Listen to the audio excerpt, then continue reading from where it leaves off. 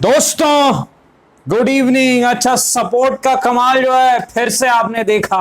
Morning update में Telegram channel पर मैंने आपको क्या कहा था, गुड न्यूज है। डाउ जोन्स जो अमेरिकी मार्केट है उसने सपोर्ट को ब्रेक नहीं किया, और फिर जब सपोर्ट ब्रेक नहीं होता है तो क्या जादू होता है वो तो आपको पता ही है, एक अच्छा बाउंस बैक आता है। वही हुआ है मार्केट्स में। यहां पर जो है खासकर बैंक निफ्टी तो रॉकेट बन गया है, और स्टॉक्स भी। दोस्तों चर्चा करेंगे मार्केट के ऊपर कल क्या हो सकता है, और स्टॉक्स की जो है चर्चा करने का प्रयास करेंगे, एनालिसिस करने का प्रयास करेंगे चार्ट को देखते हुए। तो स्वागत है आपका आपके अपने चैनल टीके मनी में। मेरा नाम है Tribhuvan NSM certified in equity derivatives में। जो नए लोग हैं वो टेलीग्राम चैनल पर आ सकते हैं। 3700 के आसपास मेंबर्स पहले से टेलीग्राम पे मौजूद हैं। अगर आप चाहें आप टीके मनी सर्च करके टेलीग्राम पर आ सकते हैं। टीके मनी आपको सर्च करना है और आप आ सकते हैं। और दूसरी चीज, अगर आपको जो है फ्री में डीमैट और जो है ट्रेडिंग अकाउंट ओपन करनी है, नीचे डिस्क्रिप्शन में लिंक है, क्लिक करके आप जो है अकाउंट ओपन कर सकते हैं। काफी बेनिफिट्स भी हैं साथ में। और तीसरी चीज आपको पता है, अगर आप चाहें तो आप इंस्टाग्राम पर जो है मुझे फॉलो कर सकते हैं, नीचे लिंक दी हुई है डिस्क्रिप्शन में। चलिए चर्चा की शुरुआत करते हैं। सबसे इंपॉर्टेंट है मार्केट की चर्चा, लेकिन निफ्टी के बारे में बातचीत करेंगे। पहली चीज, कल मैंने डिस्कशन में आपको क्या कहा था, 14,000 पे पुट राइटर्स बैठे हुए हैं। 14,000 पे पुट राइटिंग हुई है, तो 14,000 जो है पुट राइटर्स बैठे होने का मतलब क्या होता है ऑप्शन चेन एनालिसिस के हिसाब से, कि वहां जो है जो तेजी करने वाले वो मान के चल रहे हैं कि भाई इस एक्सपायरी में, यानी ये जो हफ्ता है, जो थर्सडे को होने वाली एक्सपायरी, 14,000 नहीं टूटेगा। ये ऑप्शन राइटर्स मान के चल रहे हैं, राइटर्स जो ऑप्शन सेलिंग करते हैं। और मार्केट जो है 75 to 90% टाइम जो है वो मानता है ऑप्शन राइटर्स की बात। काफी जो है फायदा मिलता है ऑप्शन चेन एनालिसिस को देखते हुए। और देखिए हुआ क्या, मार्केट में काफी गिरावट अमेरिकी बाजार में रात को दिखी। और मैंने आपको क्या कहा था, अगर डाउ जोन्स सपोर्ट तोड़ देगा तो ब्लड बाथ हो जाएगा सारे ग्लोबल मार्केट्स में, हमारा मार्केट भी गिरेगा। लेकिन आपने देखा डाउ जोन्स ने सपोर्ट नहीं तोड़ा। मेरे ख्याल से 30,000 130,000 के आसपास डाउ जोन्स का एक सपोर्ट है अमेरिकी मार्केट का, जो मैंने उस वक्त चार्ट पर देखा था। और वो सपोर्ट बच गया डाउ जोन्स में अमेरिकी बाजार में। और फिर कमाल आपने देखा, तो 14,000 पे हमारे मार्केट निफ्टी में आपको पता है क्या है, पुट राइडर्स हैं, यानी वो इस एक्सपायरी में 14,000 के नीचे आसानी से लाने नहीं देंगे। तो एक सपोर्ट का काम राइडर्स कर रहे हैं। टेक्निकली क्या सपोर्ट है, देखिए टेक्निकली एक लेवल रेजिस्टेंस था 14,125 से 14,150। तो आपको पता है जब रेजिस्टेंस टूट जाता है सपोर्ट का काम करता है। तो अब सपोर्ट क्या बन जाएगा, देखिए ये जो जोन है जो पहले जो है दिक्कत का काम कर रहा था वो सपोर्ट का काम करेगा। यानी मार्केट के लिए जो एकदम शॉर्ट टर्म सा सपोर्ट है वो 14,125 14,150 के आसपास है। लेकिन हमें तैयारी हर चीज की करनी होती है। कल को मार्केट गैप डाउन हो गया, नीचे की जो है ओपनिंग हो गई किसी भी कारण से, तो फिर जो टेलीग्राम पर मैं आपको अपडेट कर देता हूं किस हिसाब से हमें जो है अपने निर्णय को बदलना है। तो याद रखिए ये जो सपोर्ट है ये कोई स्टैटिक सपोर्ट नहीं है, बड़े वाले सपोर्ट नहीं है, ये इंट्राडे वाले सपोर्ट है जो डे टू डे काम करने वाले लोग हैं उनके लिए। तो डायनामिक सपोर्ट है, शिफ्ट होते रहते हैं हर दिन, जो है आगे पीछे हम करते रहते हैं, याद रखिएगा। ये बड़े वाले सपोर्ट नहीं है, इस चीज को हमेशा आप याद रखिएगा एनालिसिस के वक्त। पहली चीज जो है। दूसरी चीज आपको क्या याद रखना है, रेजिस्टेंस कहां पर है। देखिए टेक्निकली कोई रेजिस्टेंस तो है नहीं मार्केट में। जो मार्केट नया हाई लगा रहा है मैंने आपको पहले ही बताया था, तो ऊपर में हर किसी को प्रॉफिट है, तो हर किसी को प्रॉफिट है, तो रेजिस्टेंस कहां है भाई, कोई रेजिस्टेंस नहीं है। क्योंकि आपको पता है रेजिस्टेंस क्या होता है, वो लेवल जहां पर पेन है वो रेजिस्टेंस होता है, वहां पर सेलिंग भी आती है। पर टेक्निकली रेजिस्टेंस नहीं है। हाँ मार्केट भागा हुआ है 10 दिन से, ये एक दिक्कत है, ये एक दिक्कत है। प्रॉफिट बुकिंग आनी चाहिए, और कहीं ना कहीं एक प्रॉफिट बुकिंग कल आई थी जो हमने शॉर्ट भी किया था, चर्चा भी की थी आपसे टेलीग्राम पर। लेकिन आज जो है मार्केट ने एक अच्छा बाउंस बैक दिखाया, और मैंने आपको कहा भी था गुड न्यूज है कि डाउ ने सपोर्ट नहीं तोड़ा है। समझदार को इशारा काफी, आप समझ गए होंगे कि मेरा कहने का मतलब क्या था। बड़ी मंदी तभी होगी, देखिए ग्लोबल मार्केट्स अगर टैंक करेंगे तभी पूरे दुनिया भर के मार्केट गिरेंगे, क्योंकि मार्केट एक टैंडम में चलते हैं, एक फ्लो है कि सारे मार्केट ऊपर नीचे करके एक हिसाब से चलते हैं। तो अगर अमेरिकी बाजार गिरता तो फिर सब गिरता, सपोर्ट टूटता तो, गिरता नहीं सपोर्ट टूटता तो। बहुत इंपॉर्टेंट सपोर्ट रेजिस्टेंस। और जिन्होंने मेरी जो technical analysis class support resistance की वीडियो देखी है वो मजे कर रहे हैं, वो बता भी रहे हैं कि काफी मजे कर रहे हैं। चलिए चलते हैं ट्राइडेंट की तरफ। ट्राइडेंट अच्छा स्टॉक है, याद होगा आपको। ट्राइडेंट पर आज तो आपके काफी सवाल आ रहे हैं, कल भी काफी सवाल आए हैं शाम को। तो देखिए पहली चीज, ट्राइडेंट 3-4 महीने पहले मैंने ट्रैक किया था और आपको क्या कहा था, 7 के ऊपर जब ट्राइडेंट जाएगा, देखिए टेक्निकल लेवल 7 जो था एक रेजिस्टेंस लेवल था। मैंने कहा जैसे ही इसके ऊपर जाएगा 10 के आसपास के टेक्निकल टारगेट यानी 50% प्रॉफिट ट्राइडेंट दे सकता है। लेकिन ट्राइडेंट ने जो किया वो तो खैर मुझे भी उम्मीद नहीं थी। ये तो मेरे ख्याल से डबल से भी ज्यादा रिटर्न दे रहा है लोगों को, काफी तेज भाग रहा है, बुलेट ट्रेन की तरह चल रहा है। रोज 20% की सर्किट लग रही है। कुछ गुड न्यूज है मेरे ख्याल से। देखिए मैं ज्यादा न्यूज को ट्रैक नहीं करता तो मुझे पता नहीं रहता, मैं सिर्फ चार्ट देखता हूं, समझ जाता हूं कुछ अच्छी बात है तभी तो दौड़ रहा है। क्योंकि स्टॉक अक्सर इस वॉल्यूम के साथ दौड़ते तभी हैं जब कुछ बात रहती है अंदर की, कुछ न्यूज है, कुछ पॉजिटिव न्यूज फ्लो है। मुझे उम्मीद है आपको पता होगी, मैं ज्यादा ध्यान देता नहीं वैसे न्यूज का, सिर्फ चार्ट पर ध्यान देता हूं। तो 10 के आसपास मैंने कहा था जा सकता है, लेकिन ये उससे भी ऊपर भाग गया। देखिए अब जो है 15 रुपए मेरे ख्याल से जा चुका है, 15.5 रुपए। अब काफी लोग सवाल पूछ रहे हैं ट्राइडेंट के ऊपर। एक चीज याद रखिए, कंपनी अच्छी है, अच्छा स्टॉक है। अच्छा 6-7 रुपए जब मैंने कहा था कि ये जो है 10 रुपए तक जा सकता है 50% रिटर्न, उस वक्त ये पेनी स्टॉक नहीं था। एक चीज आप याद रखिए, कभी भी पेनी स्टॉक नहीं रहा। ये 6-7 रुपए प्राइस इसलिए दिख रहा है, इसका असली प्राइस कितना था, 60-70 रुपए इसका प्राइस था। मेरे ख्याल से वही 60-70 प्राइस था। तो कुछ स्प्लिट हुआ था या कुछ कॉर्पोरेट एक्शन, कुछ चीजें जरूर हुई है इसमें, इसलिए 6-7 रुपए ये पेनी स्टॉक टाइप का दिख रहा था। है ये ज्यादा का स्टॉक, 60-70 वाला स्टॉक था, अच्छा स्टॉक था, अच्छी कंपनी, आपको पता है, अच्छा मैनेजमेंट है। दूसरी चीज, अब यह रॉकेट बन चुका है। तो अब क्या है, देखिए दिक्कत अब एक ही है यहां पर। अगर आप दौड़ती हुई ट्रेन में, मैं हमेशा कहता हूं, अगर दौड़ती हुई ट्रेन में बैठने का प्रयास करेंगे तो दिक्कत है कि कहीं ना कहीं एक्सीडेंट होने का। ये स्टॉक कहां तक जा सकता है, 20 तक जा सकता है, बिल्कुल जा सकता है। प्रॉब्लम यह है कि हमें पता है 20 तक जा सकती है, क्योंकि जिस प्रकार के ब्रेकआउट दे रहा है वॉल्यूम में, यानी जो खरीद रहा है गजब के वॉल्यूम से खरीद रहा है। दिक्कत है अगर आपने पहले खरीदा है 7 के ऊपर जो मैंने कहा था, तो प्रॉफिट बुकिंग बिल्कुल की जा सकती है। लेकिन अगर आप अभी दौड़ के खरीद रहे हैं, आपको पता है ये 20 भी जा सकता है, क्योंकि वॉल्यूम तगड़े हैं। प्रॉब्लम एक ही है यहां पर ट्राइडेंट में, रिस्क टू रिवॉर्ड फेवरेबल नहीं है। रिस्क टू रिवॉर्ड बिल्कुल फेवरेबल नहीं है। रिस्क अब जो है थोड़ा ज्यादा खुल गया है, रिवॉर्ड थोड़ा कम है। तो यहां पर क्या फायदा रहेगा, थोड़ी रिट्रेसमेंट आए, ट्राइडेंट में एक गिरावट आए, और गिरावट आएगी कि नहीं काफी मुश्किल है बता पाना, क्योंकि वॉल्यूम अच्छे हो रहे हैं स्टॉक में और दौड़े जा रहा है बिल्कुल।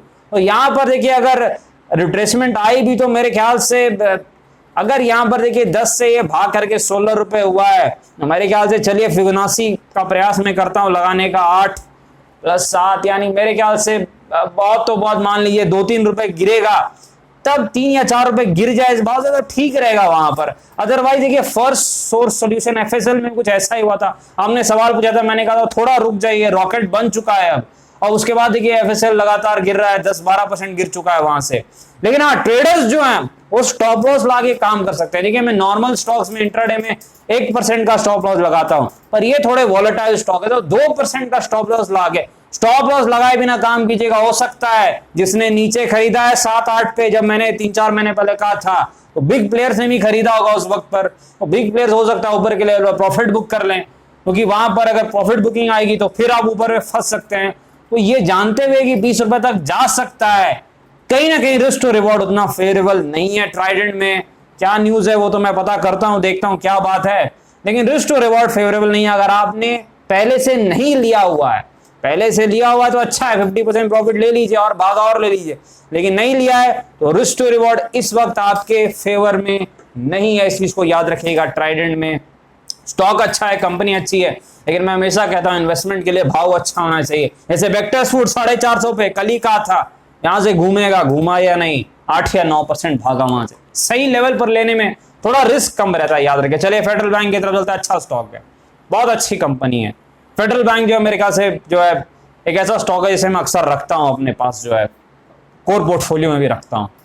देखिए मेरे ख्याल से एक चीज मैंने आपको क्या कहा था, 60 के आसपास एक टेक्निकल सपोर्ट था फेडरल बैंक का, और आप देखिए फेडरल बैंक वहीं से घूमा है, 60 से घूमा है। इसने इंट्राडे में जरूर नीचे डिप दी, लेकिन क्लोजिंग जो है डेली चार्ट पर 60 के नीचे नहीं गया, रॉकेट बन गया। मैंने क्या कहा था, 75-80 पे रेजिस्टेंस है, वहां तक जा रहा है, अब प्रॉफिट बुकिंग आ सकती है। लेकिन मेरे ख्याल से जनवरी है तो रिजल्ट भी 10-15 दिन में आएंगे, ये देखना होगा रिजल्ट कैसे रह सकते हैं, लेकिन मेरे ख्याल से 75-80 कुछ तो इसका रेजिस्टेंस जोन है, ऐसा मुझे याद है क्योंकि मैंने इसमें काफी काम किया है, तो मुझे जहां मैं काम करता हूं चीजें मुझे अच्छे से याद रहती है। हाँ 75-85 एक रेजिस्टेंस जोन है फेडरल बैंक, वहां से फेडरल बैंक में प्रॉफिट बुकिंग आने की चांसेस है, स्टॉक अच्छा है लॉन्ग टर्म के लिए। लेकिन गिरावट में जो है ज्यादा अच्छा रहता है, जब गिरावट हो, मार्केट क्रैश हो या कुछ भी ऐसा हो, जब नीचे आए तो ज्यादा बेटर रहता है। ऊपर में लेने में एक ही रिस्क है कि रिस्क टू रिवॉर्ड फेवरेबल नहीं रहता है, इस चीज को हमेशा याद रखिएगा। स्टॉक अच्छा है, अच्छी कंपनी फेडरल बैंक, और जैसे ही कुछ समय बाद यील्ड भी देगी 1 या 2% के आसपास, याद रखिएगा। टाटा मोटर बिल्कुल चल पड़ी है गाड़ी टाटा मोटर्स की। देखिए टाटा मोटर्स में काफी जो जबरदस्त तेजी आ रही है। टाटा मोटर्स एक ग्लोबल स्टॉक है, यानी अगर ग्लोबली कुछ गड़बड़ होती है, जो लॉकडाउन इशू चल रहा है, तो टाटा मोटर्स को दिक्कत हो सकती है, ये जरूर आप याद रखिएगा, क्योंकि ये ग्लोबल स्टॉक है। ज्यादा प्रॉफिट जो है, ज्यादा रेवेन्यू जो है वो ग्लोबल मार्केट से आते हैं, इंडिया के बजाय डोमेस्टिक से ज्यादा ग्लोबल से आते हैं। तो अगर ऊपर में जो है मान लीजिए कि लॉकडाउन ये सारे इश्यूज होते हैं यूरोप में और यूनाइटेड स्टेट्स में, थोड़ी दिक्कत हो सकती है। ऐसी चाइना में भी है, तो वहां तो ठीक चल रहा है, लेकिन ये एक दिक्कत हो सकती है। स्टॉक काफी जो है तेजी से भाग रहा है। यहाँ पर टेक्निकल रेजिस्टेंस कहां पर है? टाटा मोटर्स पर टेक्निकल रेजिस्टेंस आ रहा है, टाटा मोटर्स पर रेजिस्टेंस आ रहा है। मैंने बड़ा चार्ट लगाया है, मंथली चार्ट लगाया है, यानी मेरे ख्याल से 220 के आसपास एक बड़ा रेजिस्टेंस है। 220, हाँ मंथली चार्ट का रेजिस्टेंस है, तगड़ा रेजिस्टेंस दिख रहा है। यानी यहाँ पर टाटा मोटर्स जो है अब कहीं ना कहीं उस लेवल पर आ रहा है जहां से प्रॉफिट बुकिंग होने के चांसेस हैं। रेजिस्टेंस टूट गया तब तो पता है आपको, हम ट्रेड करते हैं स्टॉप लॉस लगा के 2-3% का, लेकिन वहां प्रॉफिट बुकिंग के करीब आ रहा है टाटा मोटर्स, याद रखिएगा इस चीज को। चलिए आलोक इंडस्ट्रीज की तरफ चलते हैं। फ्लैट सी जो है क्लोजिंग हुई आलोक इंडस्ट्रीज में, अच्छी जो है तेजी के बाद स्टॉक जो है एक थोड़ा सा दायरे में रह रहा है। जो 10% की मेरे ख्याल से एक सर्किट लगी थी पिछले वीक। वॉल्यूम कैसे हैं? मेरे ख्याल से कम वॉल्यूम हो रहे हैं, हाँ एवरेज है, एवरेज है वॉल्यूम, एवरेज के आसपास है, कम नहीं है, एवरेज है, ना ज्यादा है ना कम है, एवरेज के आसपास वॉल्यूम है। तो आलोक इंडस्ट्रीज में ऐसे काफी सवाल हैं आप लोगों के, तो यहाँ पर याद रखिए आलोक इंडस्ट्रीज में कुछ मेरे ख्याल से काफी टाइम से रेंज में चल रहा है। तो कहीं ना कहीं देखिए रेंज जब तक टूटेगी नहीं तब तक रॉकेट नहीं बनेगा, जब रेंज टूटेगी तभी भागेगा, क्योंकि इतने रेंज में रह रहा है, इसका मतलब ट्रेडर नीचे 20-21 पे खरीदते हैं, अब 25-26-27 से प्रॉफिट बुक करके निकल लेते हैं। और जब तक ये जो ट्रेडर्स जिन्होंने 26-27 पर लिया है उन्हें एग्जिट ना मिले, यानी एक बार फिर से उनका लेवल आ जाए, मेनली 27-30 का लेवल है, 27-30 एक जो रेजिस्टेंस लेवल है, यानी वहां आसपास बहुत लोगों की बाइंग एवरेज होगी। ये चार्ट बता रहा है, मैं नहीं बता रहा हूं। तो जैसे ही उन लोगों को प्रॉफिट होने लगेगा वो माल जो है खींचने लगेंगे, और मान लीजिए बिग प्लेयर्स वहां पर माल लेते हैं तो फिर ऊपर की तरफ जाएगा। 27-30 रेजिस्टेंस है, रेजिस्टेंस बता रहा है कि वहां पर काफी लोगों ने बाइंग की और वो शॉर्ट टर्म में ट्रैप हो चुके हैं कहीं ना कहीं। और काफी लोगों के सवाल ये भी हैं कि सर ये जो स्टॉक है पूरी जो तेजी में जो है चला नहीं। तो यही है स्टॉक मार्केट का नियम दोस्तों, मैं कहता हूँ पोर्टफोलियो को फैला के रखिए, 10-15-20 स्टॉक रखिए, अच्छा रहता है। कहीं ना कहीं जो है कई बार कुछ स्टॉक्स जो है नहीं चलते हैं एक टाइम पे, हो सकता है जब मार्केट ज्यादा ना चले हो सकता है तब ये चला। तो मार्केट एक सिक्लिकल चीज है, साइकिल में चलता है, हर स्टॉक एक साथ परफॉर्म करने लगे तब तो अलग बात है, वैसे नहीं होता है, साइकिल में हो सकता है, लेकिन ये चलेगा तभी जब ये रेजिस्टेंस निकालेगा। 27-30 का लेवल जब तक तोड़ेगा नहीं ये आगे दौड़ेगा नहीं, याद रखिएगा इस चीज को। दौड़ने के लिए रेजिस्टेंस का निकलना बहुत इंपॉर्टेंट है। सपोर्ट वहीं पर कायम है, कुछ नया हुआ नहीं है, तो मेरे ख्याल से कुछ चर्चा करना ठीक नहीं रहेगा। कहाँ चलना है? एक्सिस बैंक के पास चलना है। एक्सिस बैंक अच्छा स्टॉक है, एक्सिस, HDFC, कोटक, SBI, अक्सर ये सब मेरे पोर्टफोलियो में रहते हैं। और प्रॉफिट बुकिंग करने का जब लेवल आता है तो मैं प्रॉफिट जरूर बुक करता हूं, लेकिन ये कोर पोर्टफोलियो में रहते हैं जो एक्सिस, HDFC, कोटक, अच्छे, SBI भी अच्छा स्टॉक है। और यहाँ पर काफी दौड़ चुका है, हाँ काफी दौड़ रहा है, तो मेरे ख्याल से काफी तेज दौड़ा भी है। और मेरे ख्याल से सपोर्ट रेजिस्टेंस यहाँ पर 700-720 के आसपास रेजिस्टेंस है एक्सिस बैंक का, बिना चार्ट देखे ही मैं बता रहा हूँ, वहाँ आसपास रेजिस्टेंस है। और सपोर्ट मेरे ख्याल से 600 के आसपास सपोर्ट है, 600 से लेकर के 570 सपोर्ट है, यानी खेलने का दायरा क्या है? सपोर्ट पर आ जाए और वहां पर जैसे रिवर्सल हो और वहां पर जो है रेजिस्टेंस की तरफ यानी 20% के लिए खेला जा सकता है। लेकिन अब जो है अभी ये दौड़ रहा है और दौड़ते हुए अगर मार्केट ने इसको थोड़ा भी सपोर्ट किया 700 के ऊपर जाएगा। अच्छा स्टॉक है, बुक वैल्यू मेरे ख्याल से 300 के आसपास है, 2 times book value, high quality management है, अच्छी कंपनी है। लेकिन अब काफी दौड़ चुकी है, ज्यादातर स्टॉक अभी दौड़ ही चुके हैं, दिक्कत यही है। तो याद रखिए अगर नीचे मिले तो ज्यादा बेटर रहेगा, अदरवाइज जो है 720 तक जा सकता है, 700-720 जाएगा। इतना तेज भागा यार, थोड़ा हो सकता है प्रॉफिट बुकिंग आए फिर 700-720 जाएगा। लेकिन एक चीज है कि अब दौड़ चुका है, यहाँ पर जो है गिरावट में कोर पोर्टफोलियो में लेने वाला स्टॉक है, लेकिन गिरावट हो तब। चलिए ओएनजीसी की तरफ चलते हैं। पीएसयू स्टॉक है, मेरे ख्याल से पीएसयू स्टॉक डिविडेंड यील्ड अच्छी देते हैं, अच्छी देते हैं। डबल बॉटम बना के ओएनजीसी घूमा है। यील्ड आप एक बार चेक कर लीजिए कितनी, मुझे याद नहीं है, पर पीएसयू स्टॉक्स यील्ड अच्छी देते हैं, इतना मुझे पता है, आपको भी पता है। डिविडेंड यील्ड की मैं बात कर रहा हूँ। बाकी रही बात सपोर्ट रेजिस्टेंस की, कहां निकालने के बाद दौड़ेगा 105 का टेक्निकल रेजिस्टेंस है, वो निकल जाए वहां पर तब दौड़ लगा सकता है, तेज दौड़ लगा सकता है, लेकिन निकलेगा तब 105। याद रखिएगा टेक्निकल रेजिस्टेंस। सपोर्ट कहां पर है, मेरे ख्याल से 88 के आसपास है, यानी 88 से 105 106 का दायरा। एक पॉइंट हमेशा रेजिस्टेंस के ऊपर रखिए और सपोर्ट के एक पॉइंट नीचे रखिए, ये अच्छा तरीका होता है ऑपरेटर की चाल से बचने का। ये दायरा है ओएनजीसी का, याद रखिएगा। यस बैंक कुछ नया नहीं हुआ है, वही पुरानी हरकत है यस बैंक की।